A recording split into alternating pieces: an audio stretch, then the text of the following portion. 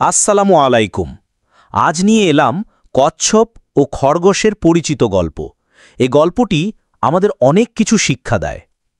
এক বনে একটি খরগোশ বাস করত।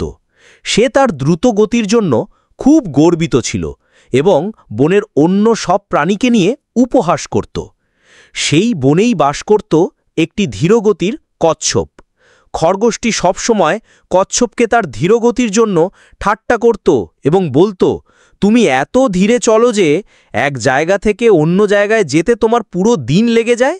একদিন কচ্ছপ খরগোশের এই উপহাস সহ্য করতে না পেরে তাকে একটি দৌড় প্রতিযোগিতার জন্য আহ্বান জানালো। এই কথা শুনে খরগোশ তো হেসেই খুন। সে অবাক হয়ে বলল, তুমি আমার সাথে দৌড়াবে? এ তো খুবই মজার ব্যাপার। সে অহংকারের সাথে এই প্রতিযোগিতায় রাজি হয়ে গেল। প্রতিযোগিতার দিন ঠিক করা হলো। বনের সকল প্রাণী এই অদ্ভুত দৌড় দেখতে জড়ো হলো। দৌড় শুরু হওয়ার সাথে সাথে খরগোশ চোখের পলকে অনেক দূরে চলে গেল।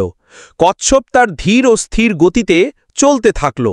অনেক দূর এগিয়ে গিয়ে খরগোশ পিছনে ফিরে তাকালো। কচ্ছপের কোনো চিহ্নই দেখা যাচ্ছে না। সে মনে মনে ভাবল, কচ্ছপের আসতে তো অনেক দেরি, আমি বরং একটি গাছের নিচে একটু বিশ্রাম নিই।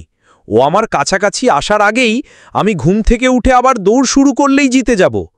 এই ভেবে সে একটি গাছের নিচে বিশ্রাম নিতে বসল এবং কিছুক্ষণের মধ্যেই ঘুমিয়ে পড়ল। অন্যদিকে কচ্ছপ এক মুহূর্তের জন্য না থেমে ধীরে ধীরে কিন্তু অবিরামভাবে এগিয়ে চলল। সে তার ধীর পায়ে ঘুমন্ত খরগোশের পাশ দিয়ে চলে গেল এবং শেষ সীমানার দিকে এগোতে থাকল।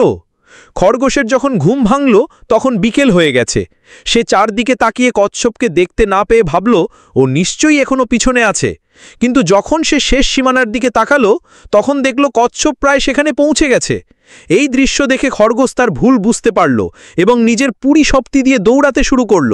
কিন্তু বড্ড দেরি হয়ে গেছে। তার পৌঁছানোর আগেই কচ্ছপ ধীর পায়ে শেষ সীমানা পার করে বিজয়ী হল। লজ্জিতে খরগোশ মাথা নিচু করে দাঁড়িয়ে রইল। সে বুঝতে পারল যে নিজের তীক্ষ্ণতাকে নিয়ে অতিরিক্ত গর্ব করা এবং অন্যকে ছোট করে দেখা কতটা ভুল। শিক্ষণীয় বিষয়, ধীর এবং স্থির ব্যক্তিরাই অবশেষে বিজয়ী হয়। Slow and steady wins the race. অহংকার পতনের মূল। নিজের তীক্ষ্ণতাকে নিয়ে অতিরিক্ত গর্ব করা উচিত নয় এবং অন্যকে কখনো ছোট করে দেখা উচিত নয়।